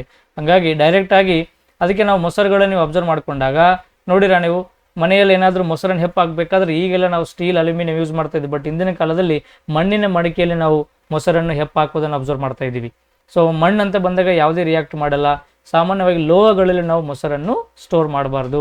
ಡೈರೆಕ್ಟಾಗಿ ಮಿಶ್ರಲೋಹಗಳಿದ್ರೆ ತೊಂದರೆ ಇಲ್ಲ, ಬಟ್ ನೇರವಾಗಿ ಲೋಹಗಳಲ್ಲಿ ನಾವು ಇದು ಮಾಡಬೇಕು. ಇದೇ ಮೊಸರನ್ನು ನಾವು ಯಾವುದೋ ಹಿತ್ತಾಳೆ ಪಾತ್ರೆ, ಕಂಚಿನ ಪಾತ್ರೆ, ಸ್ಟೀಲ್ ಇದ್ದಾಗ ನಾವೇನು ತೊಂದರೆ ಆಗ್ತಿಲ್ಲ. ಮಿಶ್ರಲೋಹಗಳು ಆಮ್ಲಗಳಿಂದ ಅಷ್ಟೊಂದು ರಿಯಾಕ್ಟ್ ಮಾಡಲ್ಲ. ಬಟ್ ಲೋಹಗಳು ನೇರವಾಗಿ ರಿಯಾಕ್ಟ್ ಮಾಡೋದರಿಂದ, ಇವ ಹೈಡ್ರೋಜನ್ ಗ್ಯಾಸನ್ನು ರಿಲೀಸ್ ಮಾಡೋದರಿಂದ ಆ ಸುರೇಶ್ಗೆ ಏನಾಗ್ತದೆ, ಸ್ಟಮಕ್ ಪೇನ್ ಆಗ್ತದೆ ಅಂತ ನೋಡ್ತೀವಿ. ಹಾಗಾಗಿ ಸರಿಯಾಗಿರುವಂಥ ಉತ್ತರ ಮೊಸರು ತಾಮ್ರದೊಂದಿಗೆ ವರ್ತಿಸುವುದು ಇದಕ್ಕೆ ಕಾರಣವಾಗಿರುವಂಥ ಅಂಶ. ವಿದ್ಯುತ್ ಇಸ್ತ್ರಿ ಪೆಟ್ಟಿಗೆಯು, ಇದು ಉಷ್ಣ ಇಸ್ತ್ರಿ ಪೆಟ್ಟಿಗೆಲ್ಲ, ವಿದ್ಯುತ್ ಎಲೆಕ್ಟ್ರಿಕಲ್ ಐರನ್ ಬಾಕ್ಸ್ ಅಂತ ಕೊಡ್ತಾನೆ. ಪೆಟ್ಟಿಗೆಯು ಸುರುಳಿಗಳಲ್ಲಿ ಮಿಶ್ರಲೋಹಗಳನ್ನು ಬಳಸುತ್ತಾರೆ, ಏಕೆಂದರೆ ಒಟ್ಟಾರೆಯಾಗಿ ಈ ವಿದ್ಯುತ್ತನ್ನು ಎಲೆಕ್ಟ್ರಿಕಲ್ ಐರನ್ ಬಾಕ್ಸ್ಗಳನ್ನು ತಯಾರು ಮಾಡಬೇಕಾದ್ರೆ ನಾವು ಒಂದು ಅಲಾಯ್ ಮಿಶ್ರಲೋಹಗಳನ್ನು ತಯಾರು ಮಾಡ್ತೀವಿ. ನೇರವಾಗಿ ಲೋಹಗಳನ್ನು ಮಿಕ್ಸ್ ಮಾಡಲ್ಲ, ಯೂಸ್ ಮಾಡಲ್ಲ, ಮಿಶ್ರಲೋಹಗಳೇ ನಾವು ಯೂಸ್ ಮಾಡ್ತೀವಿ. ಏನಕ್ಕೆ ಅಂತಂದರೆ ಸಾಮಾನ್ಯವಾಗಿ ಮಿಶ್ರಲೋಹಗಳ ಲಕ್ಷಣಗಳನ್ನು ನೋಡ್ಕೊಂಡಾಗ ಗೊತ್ತಾಗ್ತದೆ. ಲೋಹಗಳಿಗೆ ಹೋಲಿಸಿದಾಗ ಮಿಶ್ರಲೋಹಗಳ ಲಕ್ಷಣಗಳು ಹೆಂಗಿರ್ತವೆ ಅನ್ನೋದನ್ನು ನಿನ್ನೆ ಒಂದು ತರಗತಿಯಲ್ಲಿ ನಾನು ಕ್ಲಾಸ್ ಮಾಡಿದ್ದೆ. ನಮ್ಮ ಆ್ಯಪ್ ಹುಡುಗರಿಗೆ ನಾವು SB ಸೈನ್ಸ್ ಅಡ್ಡ ಆ್ಯಪಲ್ಲಿ ಹುಡುಗರಿಗೆ ನಿನ್ನೆ ಮಿಶ್ರಲೋಹಗಳಂತ ಟಾಪಿಕ್ ಮಾಡೀನಿ. ಟಾಪಿಕ್ಲಿಂದ ನೇರವಾಗಿ 2 ಕ್ವಶನ್ ಬಂದುಬಿಟ್ಟು ನಮಗೆ ಇನ್ನೊಂದು ಕ್ವಶನ್ ಬಂದಿದೆ. ಮಿಶ್ರಲೋಹಗಳ ಹೊಂದಿಸಿ ಬರೀರಲ್ಲೇ ಬರ್ತದೆ ಅಂತ ಹೇಳಿದ್ದೆ. ಅದೇ ರೀತಿ ಆಸ್ ಇಟ್ ಇಸ್ ಕ್ವಶನ್ ಬಂದಿದೆ. ಮತ್ತು ಮಿಶ್ರಲೋಹಗಳ ಲಕ್ಷಣಗಳೇನು ಅನ್ನೋದನ್ನು ಕೇಳ್ತಾರೆ ಅಂತ ಹೇಳಿದ್ದೆ. ಡೆಫಿನೆಟ್ಲಿ ಆಸ್ ಇಟ್ ಇಸ್ ಅದೇ. ಭಾಳ ಖುಷಿ ಆಗ್ತದೆ ಅಂತ ಕೆಲವೊಂದು ಕ್ವಶನ್ ನೋಡ್ಕೊಂಡಾಗ. ಈ ಟೀಚಿಂಗ್ 10 years ಎಕ್ಸ್ಪೀರಿಯನ್ಸಿಂದ ನಾವು ನೋಡ್ಕೊಂಡು ಬಂದಷ್ಟು ಯಾವ ರೀತಿ ಕ್ವಶನ್ ನಾವು ಎಕ್ಸ್ಪೆಕ್ಟ್ ಮಾಡ್ತಿದ್ದೋ ಅದೇ ರೀತಿ ಬರುವಂಥ ಸಾಧ್ಯತೆಗಳು ಜಾಸ್ತಿ ಇರ್ತವೆ. ಸೊ ಹಂಗಾಗಿ ಮತ್ತು ತಮಗೆಲ್ಲರಿಗೆ SB ಸೈನ್ಸ್ ಅಡ್ಡ ಅನ್ನೋ ಒಂದು ಆ್ಯಪ್ ಮುಖಾಂತರ ಕಲಿಯುವಂಥ ಅವಕಾಶ ಇದೆ. ಬರ್ತಾ ಸೈನ್ಸ್ ಕ್ವಶನ್ನ ಟಫ್ನೆಸ್ ಜಾಸ್ತಿ ಆಗ್ತದೆ. ಡಿಫ್ರೆಂಟ್ ಆಗಿರುವಂಥ ಕ್ವಶನ್ಸನ್ನು ಕೇಳುವಂಥ ಪ್ರಯತ್ನ ಮಾಡ್ತಾ ಇದ್ದೇನೆ. ಸೊ ನಿಮ್ಗೆಲ್ಲರಿಗೆ ಒಂದು ಪರಿಣಾಮಕಾರಿ ಕ್ಲಾಸಸ್ ಸಿಗಬೇಕಾದ್ರೆ ಅದು SB ಸೈನ್ಸ್ ಅಡ್ಡ ಅಂತ ಮಾತ್ರ ಸಾಧ್ಯ ಆಗ್ತದೆ. ಒಂದ್ಸಲ ಟೈಮ್ ಬಿಡು ಮಾಡಿಕೊಂಡು ಆ್ಯಪ್ ಡೌನ್ಲೋಡ್ ಮಾಡ್ಕೊಂಡು ಕಂಟೆಂಟ್ ನೋಡಿ, ಚೆನ್ನಾಗಿ ಅನಿಸಿದಾಗ ಮಾತ್ರ ಕಂಟಿನ್ಯೂ ಮಾಡಿ. ಸೊ ಮಿಶ್ರಲೋಹಗಳ ಲಕ್ಷಣಗಳಂದರೆ ಸಾಮಾನ್ಯವಾಗಿಯೂ ಆ್ಯಸಿಡ್ಗಳೊಂದಿಗೆ ಅಷ್ಟೊಂದು ರಿಯಾಕ್ಟ್ ಮಾಡಲ್ಲ. ಇವುಗಳ ಮೆಲ್ಟಿಂಗ್ ಪಾಯಿಂಟ್ ಲೋಹಗಳಿಗಿಂತ ಏನಾಗ್ತದೆ, ಜಾಸ್ತಿ ಇರ್ತದೆ. ಇವುಗಳ ರೆಸಿಸ್ಟಿವಿಟಿ, ಕರೆಂಟ್ ಪಾಸ್ ಆಗುವಂಥ ಗುಣ ಫಾಸ್ಟಾಗಿ ಪಾಸ್ ಆಗಲ್ಲ, ಕರೆಂಟ್ ಅನ್ನೋದು ಸ್ಲೋ ಆಗಿ ಪಾಸ್ ಆಗ್ತದೆ ಅಂತ ನೋಡ್ತೀವಿ. ಸೊ ಬೇರೆ ರೀತಿಯಾಗಿರುವಂಥ ಕೆಲವೊಂದು ಲಕ್ಷಣಗಳನ್ನು ನಾವಿಲ್ಲಿ ನೋಡ್ತೀವಿ. ಸೊ ಇಸ್ತ್ರಿ ಪೆಟ್ಟಿಗೆ ಮೇನ್ ಪ್ರಾಪರ್ಟಿ ಏನಪ್ಪ ಅಂತಂದರೆ ಈ ಐರನ್ ಬಾಕ್ಸ್ನ ಮೆಲ್ಟಿಂಗ್ ಪಾಯಿಂಟ್ ಏನಾಗಿರ್ತದೆ, ಜಾಸ್ತಿ ಇರ್ತದೆ. ಇದರಿಂದ ಅದರ ರೆಸಿಸ್ಟಿವಿಟಿ ಜಾಸ್ತಿ, ರೋಧಶೀಲತೆ ಅಥವಾ ರೋಧಕತೆ ಅಂತ ಕರಿತೀವಿ. ಸೊ ಕರೆಂಟ್ ಪಾಸ್ ಆಗುವಾಗ ಕರೆಂಟ್ ಪಾಸ್ ಆಗೋಕ್ಕೆ ಅಡ್ಡಿ ಉಂಟು ಮಾಡಿಸುವಂಥ ಒಂದು ಗುಣವನ್ನೇ ನಾವು ರೋಧಶೀಲತೆ ಅಂತ ಕರಿತೀವಿ. ಕರೆಂಟ್ ಫಾಸ್ಟ್ ಆಗಿ ಪಾಸ್ ಆಗಿ ಬಿಡಲ್ರಿ, ನಿಧಾನಕ್ಕೆ ಕರೆಂಟ್ ಪಾಸ್ ಆಗ್ತತಿ. ಕರೆಂಟ್ ಒಂದು ವಸ್ತುಲಿ ಎಷ್ಟು ಸ್ಲೋ ಪಾಸ್ ಆಗ್ತದೋ ಅಷ್ಟು ಆ ವಸ್ತು ಬಿಸಿ ಆಗ್ತತಿ. ಆ ಬಿಸಿ ಆಗಿರುವಂಥ ಶಕ್ತಿಯನ್ನು ನಾವೇನು ಮಾಡ್ತೀವಿ, ಈ ವಿದ್ಯುತ್ನ ಐರನ್ ಬಾಕ್ಸಿಗೆ ಹೀಟ್ ಆಗಿ ಆ ಹೀಟಿಂದ ನಾವು ಯೂಸ್ ಮಾಡ್ಕೊಂಡು ಬಟ್ಟೆಗಳನ್ನು ಐರನ್ ಮಾಡ್ತೀವಿ. ಹಂಗಾಗಿ ಮೆಲ್ಟಿಂಗ್ ಪಾಯಿಂಟ್ ಜಾಸ್ತಿ ಇರೋದ್ರಿಂದ ಅದರ ರೆಸಿಸ್ಟಿವಿಟಿ ಏನಾಗ್ತದೆ, ಜಾಸ್ತಿ ಆಗ್ತದೆ. ಇದಕ್ಕೆ ಬೆಸ್ಟ್ ಎಕ್ಸಾಂಪಲ್ ನೈಕ್ರೋಮ್ ಅಂತ ಒಂದು ಮಿಶ್ರಲೋಹ ಎಕ್ಸಾಂಪಲ್ ಕೊಡ್ತೀನಿ ನಾನು. ನಾವು ಮನೆಗಳಲ್ಲಿ ವಾಟರ್ ಹೀಟರ್ ಗೊತ್ತಲ್ಲ ನಿಮಗೆ, ನೀರನ್ನು ಬಿಸಿ ಮಾಡುವಂಥ ಕಾಯಿಲ್, ಅದು ಒಂದು ನೈಕ್ರೋಮ್ ಮಿಶ್ರಲೋಹ. ಅದರ ಮೇನ್ ಪ್ರಾಪರ್ಟಿ ಅಂದ್ರೆ ಹೈ ಮೆಲ್ಟಿಂಗ್ ಪಾಯಿಂಟ್ ಮತ್ತು ಹೈ ರೆಸಿಸ್ಟಿವಿಟಿ. ನೀವು ಕರೆಂಟ್ ಕನೆಕ್ಷನ್ ಕೊಟ್ಬಿಟ್ಟು ಅಂದ್ರೆ ಆಟೋಮೆಟಿಕ್ ಆಗಿ ಕರೆಂಟ್ ತೊಗೊಂಡ್ಬಿಟ್ಟು ನಿಧಾನಕ್ಕೆ ಕರೆಂಟ್ ಪಾಸ್ ಆಗಿ ಅವಾಗ ವಸ್ತುಗಳು ಹೆಚ್ಚು ಬಿಸಿ ಆಗ್ತವೆ. ಟಂಗ್ಸ್ಟನ್ ಫಿಲಮೆಂಟ್ನ ಬಲ್ಬ್ನ ಒಂದು ಫಿನಾಮಿನ ಆಗಿರ್ಬೋದು, ವಿದ್ಯುತ್ ಐರನ್ ಬಾಕ್ಸ್ಗಳಾಗಿರ್ಬೋದು, ಮತ್ತು ಎಲೆಕ್ಟ್ರಿಕಲ್ ಟೋಸ್ಟರ್ಸ್ ಅಂತ ಬರ್ತವೆ, ಈ ಏನು ಬ್ರೆಡ್ಗಳನ್ನು ಬಿಸಿ ಮಾಡಿಕೊಡುವಂಥ ಟೋಸ್ಟರ್ಗಳಾಗಿರ್ಬೋದು, ಬೇರೆ ಬೇರೆ ರೀತಿಯಾದಂಥ ವಸ್ತುಗಳನ್ನ ನೋಡ್ತೀವಿ. ಎಲೆಕ್ಟ್ರಿಕಲ್ ಹೀಟರ್ಸ್ ಆಗಿರ್ಬೋದು, ಇವೆಲ್ಲ ಸಹಿತ ಅದೇ ರೀತಿ ಕೆಲಸ ಮಾಡ್ತವೆ. ಮಿಶ್ರ ಲೋಹಗಳ ರೋಧಶೀಲತೆಯು ಅದರ ಘಟಕ ಲೋಹಗಳಿಗಿಂತಲೂ ಕಡಿಮೆಯಾಗಿರುತ್ತದೆ ಇಲ್ಲ. ಸೊ ಪ್ಯೂರ್ ಲೋಹಗಳಿಗೆ ಹೋಲಿಸಿದಾಗ ಅದರ ರೆಸಿಸ್ಟಿವಿಟಿ ಏನಾಗಿದೆ, ಜಾಸ್ತಿ ಆಗಿದೆ. ತುಂಬ ಖುಷಿ ಆಗ್ತದೆ ನನಗೆ, ಯಾಕಂದ್ರೆ ನಿನ್ನೆ ತರಗತಿಯಲ್ಲಿ ಅದನ್ನು ನಾನು ಮುಗಿಸ್ಕೊಟ್ಟೆ. ಹಿಂಗೆ ಬರ್ತಾ ನೋಡ್ರಿ ಕ್ವಶನ್ ಅಂತ ಹೇಳಿದ್ದೆ, ಅದೇ ರೀತಿ ಆಸ್ ಇಟ್ ಇಸ್ ಬಂದಿದೆ. ಮಿಶ್ರ ಲೋಹಗಳು ಹೆಚ್ಚಿನ ತಾಪಮಾನದಲ್ಲಿ ಸುಲಭವಾಗಿ ಆಕ್ಸಿಡೀಕರಣಗೊಳ್ಳುತ್ತದೆ ಇಲ್ಲ. ಆಕ್ಸಿಡೀಕರಣ ಅಷ್ಟೊಂದು ಇದಾಗಲ್ಲ. ಮಿಶ್ರ ಲೋಹಗಳು ಆಕ್ಸಿಡೀಕರಣ ಆಗಲ್ಲ ಅಂದ್ರೆ ತುಕ್ಕಿಡುವುದಿಲ್ಲ. ಆಕ್ಸಿಡೀಕರಣ ಮೀನಿಂಗ್ ಏನೇನು ಅಂದ್ರೆ ಅರ್ಥ ಏನು, ಆಮ್ಲಜನಕ್ಕೆ ರಿಯಾಕ್ಟ್ ಮಾಡಿ ತುಕ್ಕು ಫಾರ್ಮೇಷನ್ ಆಗೋದನ್ನೇ ಆಕ್ಸಿಡೀಕರಣ ಅಂತ ಕರಿತೀವಿ. ಲೋಹಗಳು ತುಕ್ಕಿ ಇಡಕ್ಕೆ ಸಾಧ್ಯ ಇಲ್ಲ, ತುಕ್ಕಿಡುವುದಿಲ್ಲ. ಮಿಶ್ರ ಲೋಹದ ರೋಧಶೀಲತೆಯು ಅದರ ಘಟಕಗಳ ಲೋಹಗಳಿಗಿಂತಲೂ ಹೆಚ್ಚಿನದಾಗಿರುತ್ತದೆ. Yes, the resistivity of the alloys is more than the its pure component or pure element ಅಂತ ನೋಡ್ತೀವಿ. ಅವುಗಳಿಗಿಂತ ಇದೇನಾಗಿದೆ, ಹೆಚ್ಚಿನದಾಗಿದೆ. ಹಂಗಾಗಿ ಸರಿಯಾಗಿರುವಂಥ ಉತ್ತರ ಮೂರನೇದು ನಮಗಿಲ್ಲಿ best example, best right answer ಅಂತ ನಾವು ಕ್ಲಿಕ್ ಮಾಡ್ತೀವಿ. ಕೆಳಗಿನ ಹೇಳಿಕೆಗಳನ್ನು ಪರಿಗಣಿಸಿ ಮತ್ತು ಕೆಳಗೆ ನೀಡಿದ ಆಯ್ಕೆಗಳಿಂದ ಸರಿಯಾದ ಉತ್ತರವನ್ನು ಆರಿಸಿ ಅಂತ ಕೊಡ್ತಾನೆ. ಆಮ್ಲಗಳ ರುಚಿ ಕಹಿಯಾಗಿರುತ್ತದೆ ಇಲ್ಲ. ಆಮ್ಲಗಳು ಹುಳಿ ರುಚಿಯನ್ನು ಹೊಂದಿರುತ್ತವೆ, ಸಾಲ್ಟ್ ಟೇಸ್ಟ್ ಅನ್ನು ಹೊಂದಿರುತ್ತವೆ. ಪ್ರತ್ಯಾಮ್ಲಗಳು ರುಚಿ ಹುಳಿಯಾಗಿರುತ್ತಿಲ್ಲ, ಇವು ಕಹಿ ಆಗಿರುತ್ತವೆ, ಬಿಟರ್ ಟೇಸ್ಟ್ ಅಂತ ಕರಿತೀವಿ. ಎರಡು ಸಹಿತ ಉಲ್ಟಾ ಪಲ್ಟಾ ಕೊಟ್ಟನೆ. ಇದು ಮ್ಯಾಲೆ ಬರಬೇಕಾಗಿತ್ತು, ಮ್ಯಾಲೆ ಕೆಳಗೆ ಬರಬೇಕಾಗಿತ್ತು. ಆಮ್ಲಗಳು ಹುಳಿ ರುಚಿಯನ್ನು, ಪ್ರತ್ಯಾಮ್ಲಗಳು ಕಹಿ ರುಚಿಯನ್ನು ಹೊಂದಿರುತ್ತವೆ. ಇಲ್ಲಿ ಆಮ್ಲಗಳು ಕಹಿ, ಪ್ರತ್ಯಾಮ್ಲಗಳು ಹುಳಿ ಅಂತಾನೆ. ಎರಡು ಸಹಿತ ರಾಂಗ್ ಸ್ಟೇಟ್ಮೆಂಟ್ಸೇ. ಹೇಳಿಕೆ 1 ಸರಿಯಲ್ಲ, ಆದರೆ ಹೇಳಿಕೆ 2 ಸರಿ ಅಲ್ಲ. ಹೇಳಿಕೆ 1 ಮತ್ತು 2 ಸರಿ ಅಲ್ಲ. ಹೇಳಿಕೆ 1 ಮತ್ತು ಹೇಳಿಕೆ 2 ಸರಿ ಇಲ್ಲ. ಸೊ ಆಪ್ಷನ್ 3ದಲ್ಲಿ ನೋಡ್ತೀವಿ 2 ಸರಿ ಇಲ್ಲ ಅನ್ನೋದು. ಹೇಳಿಕೆ 1 ಸರಿ, ಹೇಳಿಕೆ 2 ಸರಿಯಲ್ಲ ಅಂತ ಕೊಡ್ತೀನಿ. So the both given statements are 100% wrong, because the taste of acids is that is sir, that is ಹುಳಿ ರುಚಿ ಇರ್ತದೆ. ಮತ್ತು ಪ್ರತ್ಯಾಮ್ಲಗಳು ಬೇಸ್ ಅಂತ ಬಂದಾಗ ಬಿಟರ್ ಕಹಿ ರುಚಿಯನ್ನು ನಾವು ಹೊಂದಿರ್ತವೆ ಅಂತ ನೋಡ್ತೀವಿ. ಇಲ್ಲಿ ಬಂತು ನೋಡ್ರಿ, ಇದೇ ನಿನ್ನೆ ತರಗತಿಯಲ್ಲಿ ನಾನು ನಮ್ಮ ಆ್ಯಪ್ ವಿದ್ಯಾರ್ಥಿಗಳಿಗೆ ತಿಳಿಸ್ಕೊಟ್ಟಿದ್ದೆ.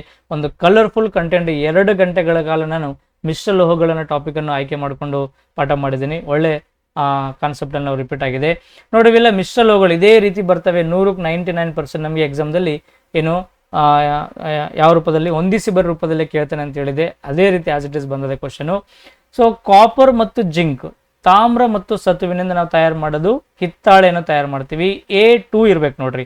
A2 ಇವೆರಡಂತೂ ಅಲ್ಲ, A1 ಇದೆ. A2 ಇವೆರಡಲ್ಲಿ ಯಾವ್ದು ಆಪ್ಷನ್ ನೋಡೋಣ. ಮತ್ತೆ ತಾಮ್ರ ಮತ್ತು ತವರ, ಇದರಿಂದ ನಾವು ಕಂಚನ್ನು ತಯಾರು ಮಾಡ್ತೀವಿ. B4 ಆಗಿರ್ಬೇಕು. A2 B4 ಇಲ್ಲಿ ಬಂತು ನೋಡ್ರಿ. ಇವೆರಡು ನಿಮಗೆ ಗೊತ್ತಿರೋ, ಮಿಕ್ಕಿದೆಲ್ಲ ನಾವು ಆನ್ಸರ್ ಮಾಡ್ಬೋದು. ಮತ್ತೆ ಸೀಸ ಮತ್ತು ತವರ ಅಂತ ಬಂದಾಗ ಸಾಲ್ಡರ್ ದಟ್ ಇಂಡೈರೆಕ್ಟ್ ಆಗಿ ನಾವು ಏನು ಫ್ಯೂಸ್ ವೈರನ್ನು ತಯಾರು ಮಾಡಬೇಕಾದ್ರೆ ಏನು ಮಿಕ್ಸ್ ಮಾಡ್ತೀವೋ, ಸಾಲ್ಡರ್ ತಯಾರು ಮಾಡಬೇಕಾದ್ರೆ ಅದೇ ಮಿಕ್ಸ್ ಮಾಡ್ತೀವಿ. ಸೋಡಿಯಂ ಮತ್ತು ಪಾದರಸ ಅಂತ ಬಂದಾಗ ಇದನ್ನು ನಾವು ಅಮಲ್ಗಮ್, ಹಲ್ಲುಗಳಲ್ಲಿ ತುಂಬುವಂಥ ಅಮಲ್ಗಮ್ ಅನ್ನು ಯೂಸ್ ಮಾಡ್ತೀವಿ. ಪಾದರಸ ಮತ್ತು ಸಿಲ್ವರ್, ಮ್ಯಾಂಗನೀಸ್, ಸೋಡಿಯಂ, ಬೇರೆ ಬೇರೆ ಎಲಿಮೆಂಟ್ಗಳನ್ನು ಯೂಸ್ ಮಾಡಿಬಿಟ್ಟು ಹಲ್ಲುಗಳಲ್ಲಿ ತುಂಬುವಂಥ, ಹಲ್ಲುಗಳು ಹುಳುಕತ್ತಿದಾಗ ಅದರ ಗ್ಯಾಪನ್ನು ಫಿಲಪ್ ಮಾಡಕ್ಕೆ ಬಳಸುವಂಥ ವಸ್ತುವನ್ನೇ ಅಮಲ್ಗಮ್ಗಳು ಅಂತ ಕರಿತೀವಿ, ಅದನ್ನು ಯೂಸ್ ಮಾಡ್ತೀವಿ. ಸೊ C1D3 ಕರೆಕ್ಟ್ ಇದೆ. ಸೊ ಆಪ್ಷನ್ 3 ಅನ್ನೋದು ಇಲ್ಲಿ ನಮಗೆ ಸರಿಯಾಗಿರುವಂಥ ಸ್ಟೇಟ್ಮೆಂಟ್. ದೂರದರ್ಶನದ ನಳಿಗೆಗಳು ಮತ್ತು ದೀಪ ಸ್ತಂಭಗಳಲ್ಲಿ, ಲೈಟ್ ಹೌಸ್ಗಳಲ್ಲಿ ಉಪಯೋಗಿಸುವ ಅನಿಲಗಳು ಇವಾಗಿವೆ. ನೀವು ಲೈಟ್ ಹೌಸ್ ನೋಡಿರ್ಬೋದು, ಎಲ್ಲೋ ಒಂದು ಕಡೆ ವಿಶಾಲವಾದ ಬೀಚ್ ಇತ್ತಂದ್ರೆ ಈ ಬೀಚ್ ಪಕ್ಕಕ್ಕೆ ಒಂದು ಉದ್ದನೆಯ ಒಂದು ಲೈಟ್ ಹೌಸ್ ಅಂತ, ಇಲ್ಲಿಂದ ನಾವು ಇಡೀ ಬೀಚಲ್ಲಿ ಲೈಟ್ಗಳನ್ನ ಹಾಕ್ತಿರ್ತಾರೆ. ಬೀಚಲ್ಲಿ ಯಾರು ಓಡಾಡ್ತಾ ಇದ್ದಾರೆ ಏನು ಸುದ್ದಿ ಅನ್ನೋದನ್ನ ನಾವು ಏನು ಮಾಡ್ಬೋದು, ಆ ಒಂದು ಉದ್ದನೆಯ ಕಂಬಕ್ಕೆ ಒಂದು ಕಟ್ಟಡವನ್ನು ಕಟ್ಬಿಟ್ಟು ಅದನ್ನು ಲೈಟ್ ಹೌಸ್ ಅಂತ ಕರಿತೀವಿ. ಸಾಮಾನ್ಯವಾಗಿ ಬೀಚ್ ಏರಿಯಾಗಳಲ್ಲಿ ಇರ್ತದೆ ಲೈಟ್ ಹೌಸ್ ಅಂತೇಳಿ. ಅದ್ರ ಮೇಲೆ ಬಳಸುವಂಥ ಲೈಟ್ಗಳಲ್ಲಿ ಯಾವ ಗ್ಯಾಸನ್ನು ಫಿಲ್ಅಪ್ ಮಾಡ್ತಾರೆ ಅಂತ ಕೇಳ್ತಾನೆ. ನೋಡಿ, ಈ ಲೈಟ್ ಹೌಸ್ನ ಮುಖ್ಯ ಉದ್ದೇಶ ಅಂದ್ರೆ ಲೈಟು ಅತಿ ಪ್ರಕಾಶಮಾನವಾಗಿರುವಂಥ ಲೈಟ್ ಆಗಿರಬೇಕು, ಮತ್ತು ಲೈಟ್ ಭಾಳ ದೂರದವರೆಗೆ ಟ್ರಾವೆಲ್ ಮಾಡುವಂಥ ಲೈಟ್ ಇರಬೇಕು. ಸೊ ಈ ಎರಡೂ ಸಂದರ್ಭಗಳಲ್ಲಿ ನಾವು ಈ ದೀಪಸ್ತಂಭಗಳ ಲೈಟ್ ಹೌಸ್ಗಳಲ್ಲಿ ಮತ್ತು ದೂರದರ್ಶನಗಳಿಗೆ, ದಟ್ ಈಸ್ ಟೆಲಿವಿಷನ್ ಟ್ಯೂಬ್ಸ್ ಅಂತ ಕರಿತೀವಿ, CRT ಟ್ಯೂಬ್ ಅಥವಾ ಬೇರೆ ಟ್ಯೂಬ್ಗಳಾಗಿರ್ಬೋದು, ಈ ಟ್ಯೂಬ್ಗಳಲ್ಲಿ ಬಳಸುವಂಥ ಲೈಟಲ್ಲಿ ಬಳಸುವಂಥ ಅನಿಲಗಳು ಯಾವಂತ ಬಂದಾಗ ನೋಬಲ್ ಗ್ಯಾಸನ್ನು ಫಿಲ್ಅಪ್ ಮಾಡ್ತೀವ್ರಿ. ಅದೇ ಕ್ರಿಪ್ಟಾನ್ ಮತ್ತು ಝಿನಾನ್. ಕ್ರಿಪ್ಟಾನ್ ಮತ್ತು ಝಿನಾನ್ ಎರಡಂದ ಒಂದು ವೈಟ್ ಲೈಟು ಮತ್ತು ಶಾರ್ಪ್ ಲೈಟನ್ನು ಪ್ರೊಡ್ಯೂಸ್ ಮಾಡುವಂಥ ನೋಬಲ್ ಗ್ಯಾಸಸ್ ಇವು. ಸೊ ಕ್ಯಾಮ್ರಾ ಫ್ಲಾಶ್ ಲೈಟ್ಗಳಲ್ಲಿ, ಅಂತಾರಾಷ್ಟ್ರೀಯ ಸ್ಟೇಡಿಯಂ ಆಟಗಳಲ್ಲಿ, ನೈಟ್ ಟೈಮ್ ಆಟ ಆಡಬೇಕಾದ್ರಾಗಿರ್ಬೋದು, ಟ್ರಾಫಿಕ್ ಸರ್ಕಲ್ಗಳಾಗಿರ್ಬೋದು, ಬೇರೆ ಬೇರೆ ಕಡೆ ನಾವು ಈ ಕ್ರಿಪ್ಟಾನ್ ಮತ್ತು ಝಿನಾನ್ ಎಂಬ ಲೈಟನ್ನು ಗ್ಯಾಸನ್ನು ಜಾಸ್ತಿ ಯೂಸ್ ಮಾಡ್ತೀವಿ. ಆಮ್ಲ ಮತ್ತು ಜಲಜನಕ ಅಂತ ಯೂಸ್ ಮಾಡಲ್ಲ, ಮೀಥೇನ್ ಮತ್ತು ಹೀಲಿಯಂ ಯೂಸ್ ಮಾಡಲ್ಲ, ಸಾರಜನಕ ಮತ್ತು ಇಂಗಾಲ ಡೈಆಕ್ಸೈಡ್ ಎಲ್ಲ ವಿವಿಧ ರೀತಿಯ ಎಲೆಕ್ಟ್ರಿಕ್ ಬಲ್ಬ್ಗಳಲ್ಲಿ ಯೂಸ್ ಮಾಡೋದು ನೋಬಲ್ ಗ್ಯಾಸನ್ನು ಯೂಸ್ ಮಾಡ್ತೀವಿ. ಆರ್ಗಾನನ್ನು ಅಡ್ವರ್ಟೈಸ್ಮೆಂಟ್ ಬಲ್ಬ್ಗಳಲ್ಲಿ, ಮತ್ತು ಯಾವುದು ನಿಯಾನನ್ನು, ಆರ್ಗಾನನ್ನು ನಾವು ಟಂಗ್ಸ್ಟನ್ ಬಲ್ಬ್ಗಳಲ್ಲಿ, ನಿಯಾನನ್ನು ಅಡ್ವರ್ಟೈಸ್ಮೆಂಟ್ ಬಲ್ಬ್ಗಳಲ್ಲಿ, ಮತ್ತು ಝೆನಾನ್ ಮತ್ತು ಕ್ರಿಪ್ಟಾನನ್ನು ಈ ಅತಿ ಲೈಟ್ ಬಿಳಿ ಲೈಟು ಮತ್ತು ಶಾರ್ಪ್ ಲೈಟನ್ನು ಪ್ರೊಡ್ಯೂಸ್ ಮಾಡುವಂಥ ಬಲ್ಬ್ಗಳಲ್ಲಿ ಯೂಸ್ ಮಾಡ್ತೀವಿ. ಹಂಗಾಗಿ ಸರಿಯಾಗಿರುವಂಥ ಉತ್ತರ ಕ್ರಿಪ್ಟಾನ್ ಮತ್ತು ಝೀನಾನ್ ಅನ್ನೋದು ಇಲ್ಲಿಗೆ ಸರಿಯಾಗಿರುವಂಥ ಉತ್ತರ ಆಗಿರ್ತದೆ. ಅಪಾಯ ಸಂಕೇತ, ಡೇಂಜರಸ್ ಸಿಚುವೇಶನ್ಸ್ ಅಂತ ಕರಿತೀವಿ.